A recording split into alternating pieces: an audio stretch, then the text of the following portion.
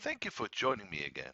My name is Peter Daalmans, and today I want to show you a tip around a subject I wrote a blog about back in November of last year.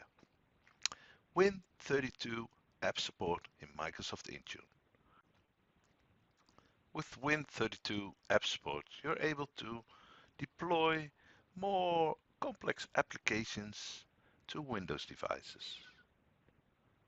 You need to repackage, for instance, a multi-MSI app to a format which is known as Intune Win format, and by repackaging this application, the installation in this format, you're able to ship the bits over to your Windows device, and from there you're able to install the application with the right parameters.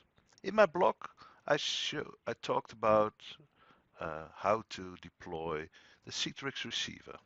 In this video, I want to do the same with the newest receiver, of course, and let's see how this goes. Let's first have a look at the Citrix receiver, the new Citrix workspace app.exe.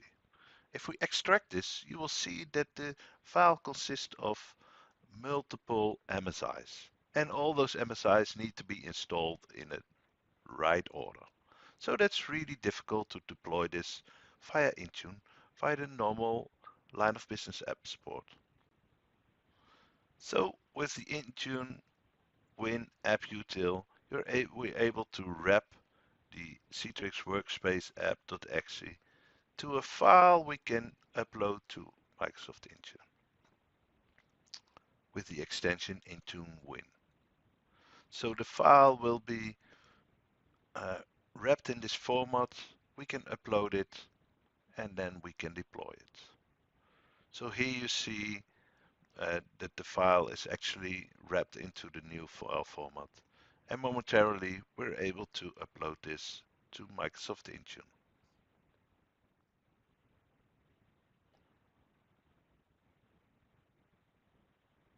So we're done, and now we're able to upload the file. So let's go to Intune, to Client Apps,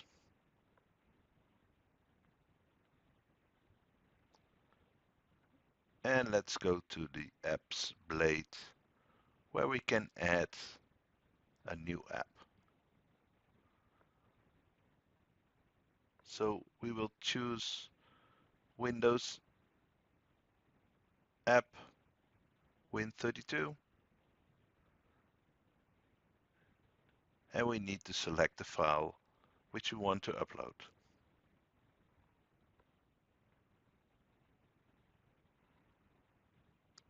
Next, we can configure information about the application. So this is metadata which can be presented in the company portal. So let's give it a decent name and a description.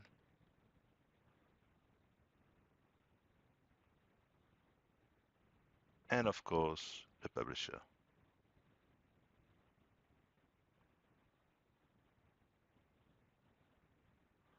Next, we need to configure how the application is actually installed.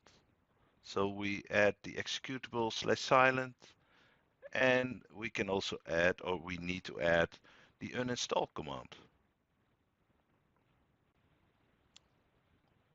And we can decide to install the app for a user or a system.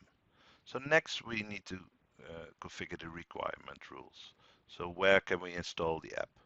On both 32-bit operating system and 64 bits, we can configure the minimum operating system version. We can run of add requirement rules to check for a file, to check for a registry key, or to run a script. But now we leave it like this and click OK. And we can configure the detection rules, which we are able to use to detect if the application is successfully installed or if the application is already in place. So in this case, we will add an registry key which we want to check if the Citrix registry key is in place.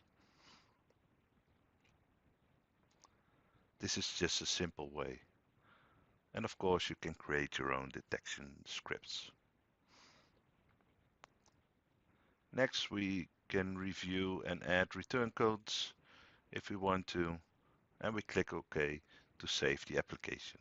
Now the application is actually uploaded, and this will take a couple of minutes depending on the size of the application.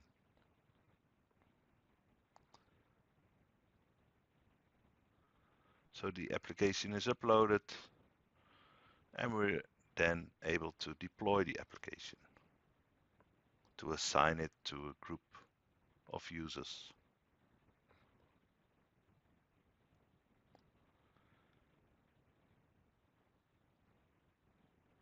So in this case, we want to make it available for all users on enrolled devices. We can configure those messages which will be shown when installing the app. And we click OK and save.